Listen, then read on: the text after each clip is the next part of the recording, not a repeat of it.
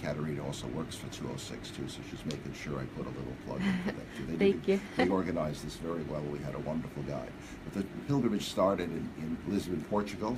Right, you go up to you see a Eucharistic miracle site at a monastery called Santarém, and finally you arrive at Fatima.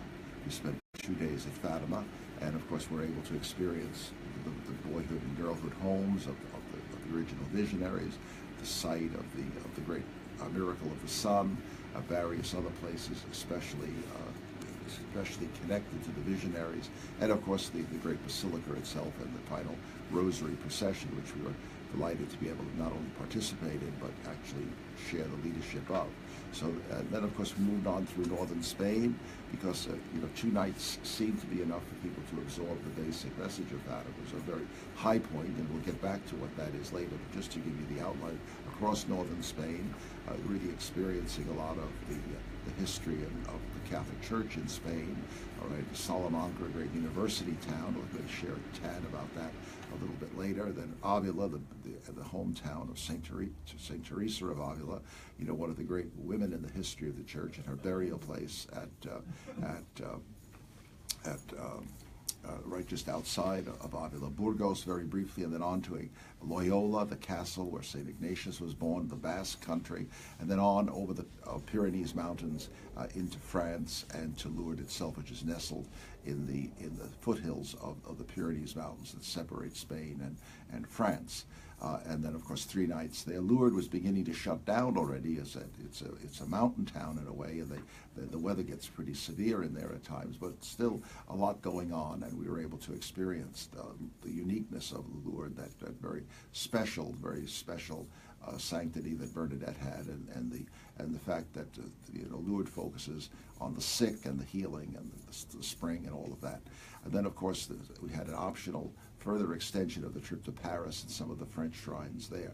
We also have Barbara Brigadier with us today, who had some wonderful experiences on the trip and wants to share them with us. That gives you a little outline of the whole thing, and then we're going to turn this over to Barbara for some sharing right now. Then I'll jump in again and fill in something about the significance of Fatima and a couple of other important points. But a wonderful trip, and I think really and truly that pilgrimages are in again, even though so many things seem to be struggling. Pilgrimages are in because people get a sense of the need to experience the worldwide dimensions of our Christianity. So whether you take a trip out to Our Lady of the Island, out near Riverhead in Eastport, or to some other, or even to St. Francis in the city near Penn Station, or down to Philadelphia for some of the shrines that are down there, or Auriesville, a wonderful place in upstate New York, very popular one time, now a little forgotten, but getting revived again, the North American Martyrs.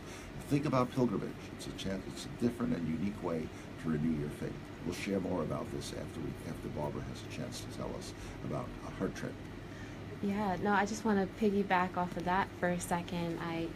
I like what you said about pilgrimages and how they're in now. And the thing I like about a pilgrimage is that you're growing and you're learning and you're moving, and that's very fulfilling. You grow in your faith. You feel, relaxing is nice, and going on a beach, and that's fine. Sometimes you need that. You need to get away, which is good. But I also like a pilgrimage because it has that mix of both. You're having fun. You're seeing sights, but you're also growing in a relationship with God and with the people around you, and it's just a lot of fun. And so it's like combining body and spirit. Body and spirit, right? Yeah, there's definitely, and there must be, a recreational aspect, if you want to call it, to a pilgrimage. Even Geoffrey Chaucer, the great medieval English poet, writing about the Canterbury Tales. The Canterbury Tales are stories that the pilgrims told each other while they were making the journey on foot to the shrine of Thomas à Becket the martyr. All right, and so they were entertaining each other, and their personalities come out. So you see, that it was a time of relaxation, but also a serious thing too. And if you can get the right combination of that, you'll really be blessed from one of these experiences. Whether you can go just for a day someplace, or whether you can take one of these others. Yeah, that reminded me when you spend a lot of time on the bus and pilgrimages, and the first time I went I was just we were just taking pictures of each other, like silly pictures, or just just kind of like you said, having that mix of fun and also faith. And but yeah, so let's talk a little bit about your experience, Barbara. I know you went to all these different places with Father Peter, and was there anything in particular that really jumped out to you, or did everything have? I'm sure every place had its particular, blessing for you. But was this your first time going to Fatima, Spain, and Lourdes? Definitely, and Mm-hmm. I think it's like a process. Yeah. I think it's I was thinking that sometimes you go to the movies or you go out to dinner or whatever it is, so that you can have fun and feel good afterwards. And I think that was the main experience for me. I was really hoping for healing, so that was uppermost in my mind in a way. But there's like a lot of levels, and you have interactions with people.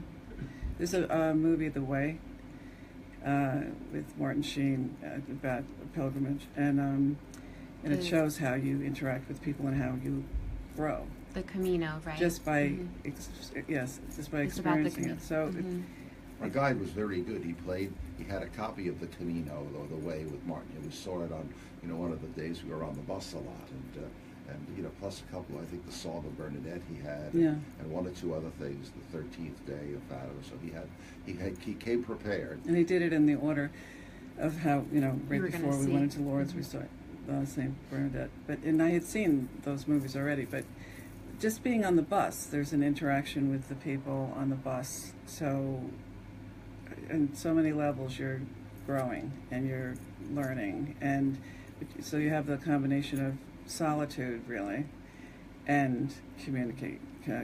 So I was very blessed to be able to go, and one of the biggest benefits for me was the peace and support. Just knowing that no matter what, it'll be all right.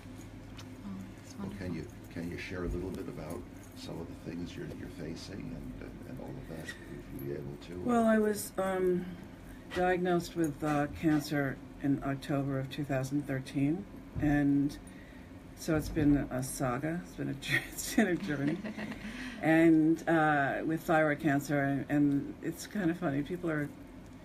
You have to keep your sense of humor, or you will not think they're too funny. But literally, I was told, well, if you're going to have a cancer, that's the one to have. I was like, right? Thanks. But what happened was they didn't realize that I didn't have the usual type. So they were treating me for, they didn't understand what I really had. So eventually, I think, I don't know, took about 2 years. Whatever, it's all a blur. I went to Sloan, and their pathologist realized that what I had, the treatment they had been giving me wouldn't work, because the way they normally do it is they deliver radiation through an iodine with a pill, and because it's so little and it can go everywhere and you can't see it, so that way it gets to the cancer, and hopefully your numbers, which show how it's growing, they start to go down. And well, mine never went down. That was the first hint that there was a problem, because I had gotten the radiation, I did the normal treatment. So anyway, when I finally got to Sloan and they had gotten the slides, it's kind of fascinating if it's not you, and doctor came in, and I said, I was with a couple of friends, thank God, and I said, I just want to get well and get on about the business of living. And she responded that, well, get that out of your head, because that's never going to happen. And I was floored, and I said, well, you got the results from the tests? And she said, yes, you know, that there's no treatment. You have a rare, aggressive, incurable form of cancer. So I started to cry immediately. I couldn't even look at my friends. And it was such a gift because my daughter was supposed to be able to be there and she couldn't. And that was a gift for me, actually, because I was so overwhelmed. But after a couple of seconds, I thought, well, you know, I don't take that on. The only one running the show is God.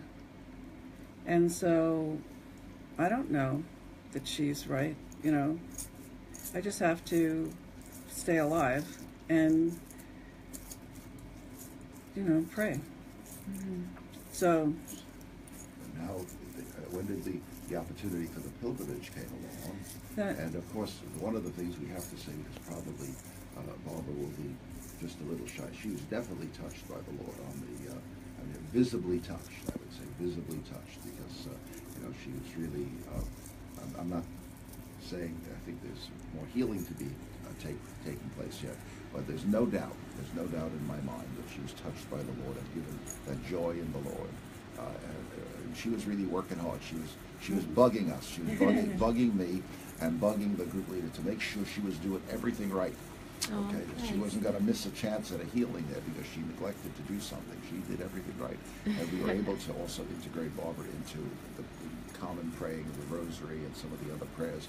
So she felt that very definitely, you know, she was right up there with the best of them as far as participation. So why don't you continue a little bit more? well, I don't know if I'd say bugging, but, you know.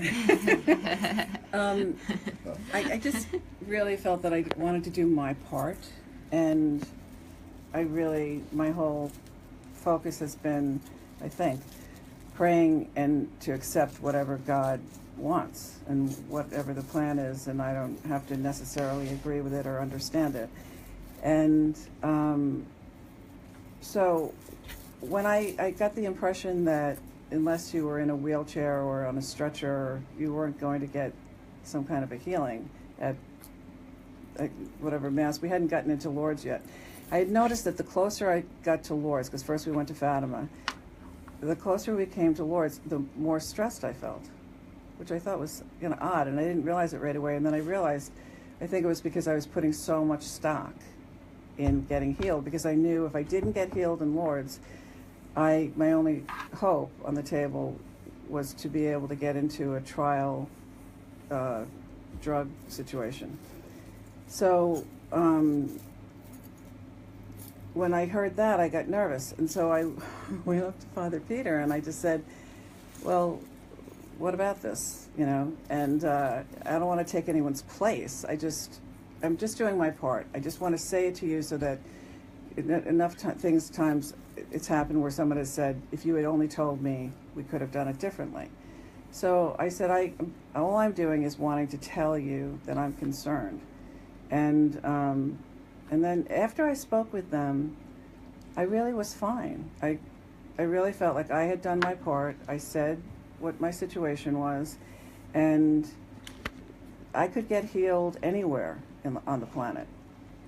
But Lourdes was special for you. Oh, totally. Lourdes was totally special. I mean, because there are all kinds of healing, and you know, when I am, adoration has been so healing for me. Like, a lot of blessings have come from being ill. I really have. My relationship with God has definitely gotten stronger, and so that's been a gift. But I would like to get healed as well. But but I definitely, Lourdes, in so many ways, I felt supported, and I felt safe. I felt that I really got more strength in that no matter what, I wasn't alone, and that God was going to be with me and is with me, and that, you know, I think you immediately project to the worst case scenario. And I found when they first diagnosed me, I actually and I don't think it's uncommon, you actually feel suicidal, which seems illogical because your whole thing is to want to stay alive. But that whole complete lack of control, none of us have control, but when you are told that, you are, it really, a sense of no control is overwhelming. And I think that's why people feel suicidal, is because it's like this false sense of control. That's all been stripped away. Yeah. So but that is also a gift, because that's the reality. So it's in your face, though. So Some nice things have happened since your pilgrimage also. But I also want to say that Barbara was not afraid of some of the more strenuous aspects too. There's 2 stations of the cross at Lourdes, one down by the river, the River Gave, which is for the malades, for the sick, and that's where I took the main group. But that wasn't enough for Barbara. There's a mighty Stations of the Cross up a very steep precipice-like hill overlooking the old basilica, and Barbara did that one too. Okay, she wasn't going to miss out. Right. So we want to hear about some more of the good things that are going on. I just wanted to do my part. I mean, I'm showing up. So a friend Diane and I went up. I became friends with on the trip, and so my picture on my phone now is of one of the photos I took when I was up there, and it was very strenuous, and that was amazing also, because I would really end up with a lot of pain in my back, because I happen to have it in my back and my anyway. But like all of us, right? yeah, but I also, that's where my cancer happens to be, or in spots that doesn't help. But I was able to get through it, and everyone was down getting all their things blessed. I was showering and trying to, put myself back together. But it was just so, it was healing. It was so incredibly healing. And I was taking photos of all these different, I'm painting now. That's another thing that's happened since I got ill. I've allowed myself to paint, which I was always afraid of. Portrait painting or scenic painting? Scenic painting. Oh, okay. So I did watercolors, but then I've been doing pastels, and I want to try oils. But well, you've got to be brave enough to show us some of this stuff eventually. No, I'll show you. Now that you've announced it. That's true. I wasn't thinking. Yeah. But it's hard to explain. But when I got upset when I found out that when we were going to Lourdes, we would have just closed down the baths, and since my whole thing was healing, I was so upset when I got an email, and I started crying. I was like really upset, and my daughter was in the car with me. We'd gone to the beach. We were about to get out and walk, and someone had sent me a text, and then I just, God has given me a sense of humor, which has really been one of my biggest gifts, I think. And I heard myself getting upset and like, are you kidding? What? And then I just I laughed a little, and I thought, you know what? This is, for whatever reason, this is the way it is. And there's a reason, and just doesn't mean you're not going to get healed. Just, it's okay. And the water was still flowing, and you were able to bust yourself and get sprinkled with the water. But yes. They were they're rebuilding the baths and straightening them out. That's right, but I didn't even know, I was like, what? Yeah. But, so when we got there, the night we got there, it had been really hot in Portugal, and everyone had brought a warm jacket, and thinking, why did I bother bringing this? But the night we got into Lourdes, it was actually cold. But, so they have these spigots where you can get water to fill a bottle or whatever. It's actually chilly at night there. So, yeah, but it was particularly chilly that night. But I didn't care. Like, Alessandro, the guide, had said, you just put water on your head, just, don't worry. So, I was like, totally, it's in my face, it's on my head. I'm like, the worst that's going to happen is I'll get a cold. But just everything there, I loved Fatima, and that was a blessing and a real gift, and I really got a lot out of that. But I think it prepared me to be able to get even more out of Lourdes than I would have probably. And when I had gone to adoration at Lourdes, I started to cry because I was able to, all of a sudden I started to relive my life. And I've had a lot of things happen in my life. And I started to see in every instance how God had helped me and how God had been with me. And even in the times when I had felt abandoned, that was the hardest part as a child, feeling abandoned. But I realized that I hadn't been. And so I started crying. And one of my friends, Marianne, she and her husband sat down next to me on the pew. And looking back, I think she understandably thought I was crying because of my health. But I wasn't. I really wasn't. And I just was so moved. And so many things like that, like just helping you change your perspective without even realizing it. That reminded me of the passage, like Footsteps. Yeah, it's like exactly. It's like a poem. Exactly. But pretty much, really briefly, it's a man was walking on the shore, and I believe he passed away.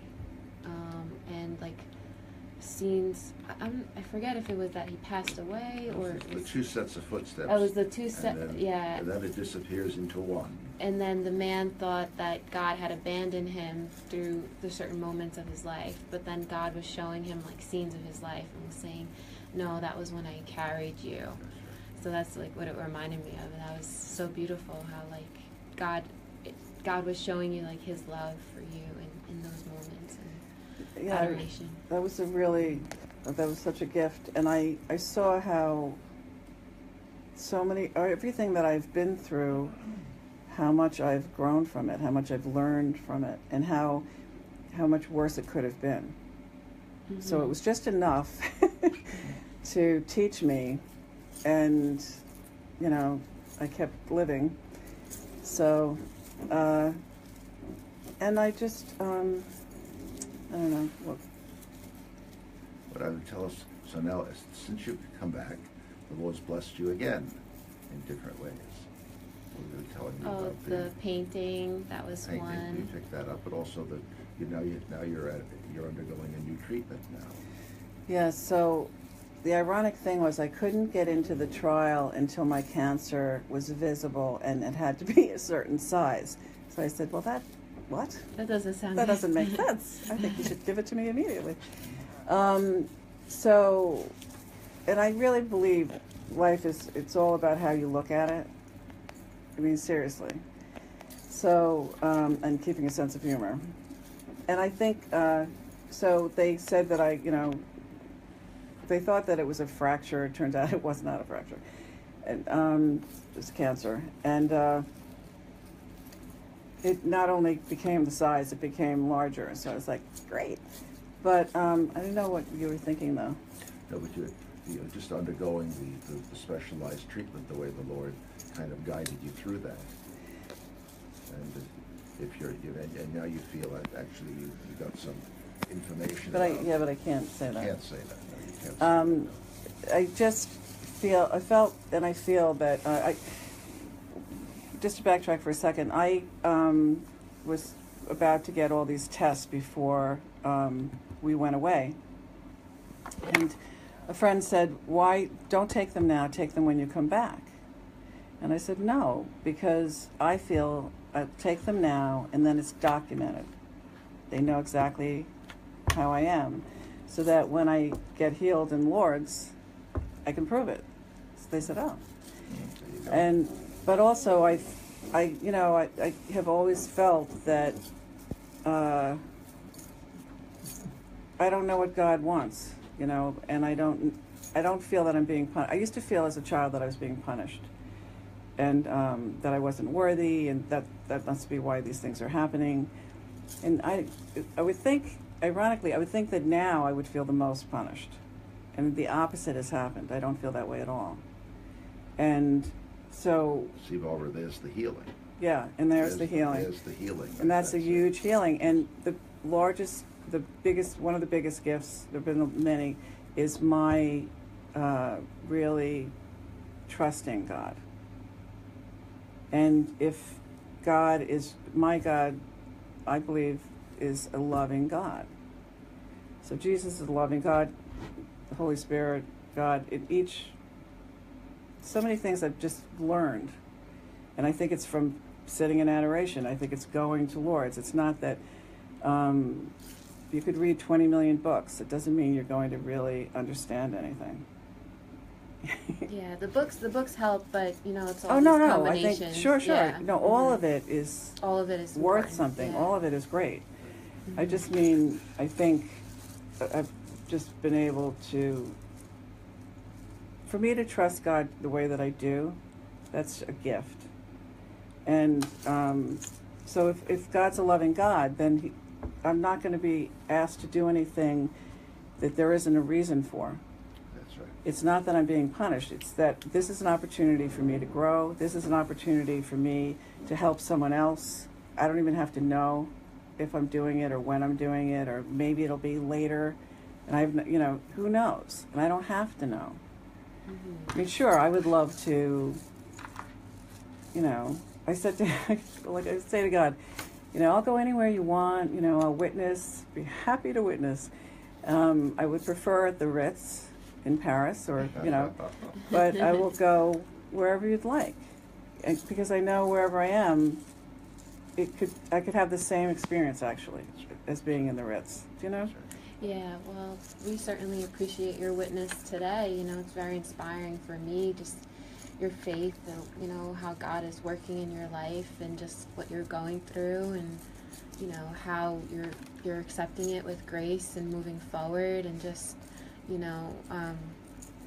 the trusting in God. That's, I think that's something I struggle with too, and I'm sure all of us at a deeper, some point or another, and just, I like what you said about that. We're not in control. God is in control.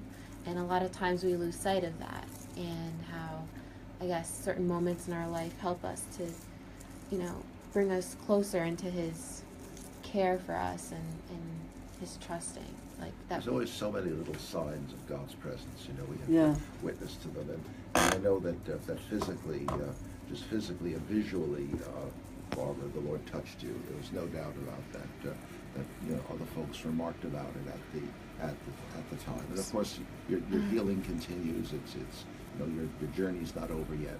But the fact that Lourdes will always be a high point for you, I'm sure that you're never going to be able to forget it. I was given the gift of being able to say 3 Hail Marys at Lourdes, and so they have by the grotto. They'll say the rosary every night, and people are holding candles. It's very beautiful and it's very moving. And I was like, when they said, look, this is an opportunity, why don't you do this? And I said, that's okay. I'm good. But that was such a blessing for me, and I was so nervous. I actually was nervous I would start saying grace or something. Just, do I know. it wrong. And because people from all over the world are there, they're saying prayers in all these different languages, and so, you really would like to at least say the Hail Mary correctly. But it really was an amazing experience, and besides it being an incredible gift and an honor, but I really was affected physically and emotionally in every way from doing that. So physically, tell us, what does that mean? Like, what well, happened? in that, it's hard to explain. I mean, I actually felt a physical difference in like myself. Your body felt. In my body. She was beaming. You know how sometimes you can see a little kid at Christmas time looks at the tree or something like that. Well, on a supernatural level, that was you. Really, you were the little kid. That's you were how the it little felt. kid, just That's really how it felt. absolutely full of the goodness and the love of God. Just full of it. It was. Thank you. It was funny because a couple of the people that said the prayers were children. Everyone, different ages, different priests, a lot of different kinds of people. And so the children would go out and back into the crowd of people to their parents or whomever. And I didn't want to leave. I liked being where I was. And so I walked to the end of the line, and still you're in that grotto. And there was a tall, my brother's 6'5", so I have a perspective. So I think he was at least 6'5", if not taller. I think he was taller. and is Franciscan. And I stopped in front of him, and I looked out at him, and I said, "Can I stay here?" And he's like, he never said a word to me, he just smiled. He beamed at me. And I really felt like he was an angel. And I stayed the whole time, and it was just such, it really was a gift. That's an amazing blessing. I don't think that was, I think God wanted you to say those Hail Marys, and he put you there for a reason, and, you were healed. And it's just amazing what 3 Hail Marys could do, You didn't say, like, the rosary up there. You just said 3 Hail Marys, and how God touched you. They divided up the rosary along the different language groups, and within the language groups, so everybody had a couple of, we made sure that Barbara had her time, because we knew that in the Lord she needed it, and then the Lord used that to really make a really visible breakthrough for her, so that she went back from Lourdes empowered to deal with the rest of the struggle now. And you really did. You were empowered by that. One of the things that was funny was I had said to Father Peter, "I'm nervous. I'll say grace or I'll say too many prayers." And Father Peter said, "No, I'll be right there with you, and I'll just nudge you if anything happens." So I said, "Oh, all right." So as we went to go in, this one person who was in charge, just as soon as I got in, it's still touching my back, she shut the cord. And Father Peter was standing there, unable to come with me, and I was like, "Whoa!" But it was fine. It worked out. It worked out. It worked out nicely. Yes, it did. No, but that was good too. I mean, I knew I was fine. Yeah. Oh, I just wanted to, Father, if we could play a middle song, just in a moment, I'm gonna go help put the song on, but maybe we can just talk a little bit about the Epiphany while I set up the middle song, and then we'll jump back in, because tomorrow, we celebrate the 3 wise men going to see the baby Jesus and presenting the gifts to him, and we could just talk more about that and what that means for us and everything. So. Well, one of the saddest things is when I see the Christmas trees out on the curbside the day after Christmas. Yeah. And another sad thing is if you go into a CVS or a Walgreens or a Rite Aid the day after Christmas, you see all the Valentine's candy.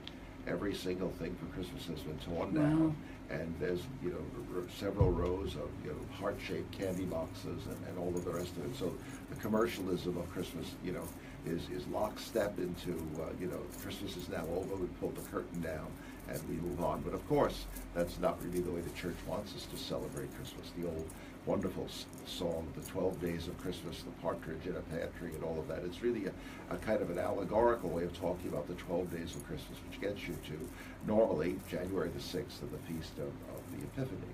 So the word Epiphany, of course, is the commentaries will tell you is a manifestation, a revealing. We can use the word Epiphany with a small letter, an epiphany of wonder, or an epiphany of strength, or an epiphany of something new occurring in the culture, in the mood of a people or a place, a revelation, that type of thing. So Jesus is manifested, in a special way to the Gentiles. I always like to say to Jewish folks, the day Christ was born, there was nobody there but Jewish folk. The Lord wanted you guys to have the first dibs, the first chance, the first shot at embracing him. You know what I mean? And that type of thing. And the shepherds certainly did that night. But then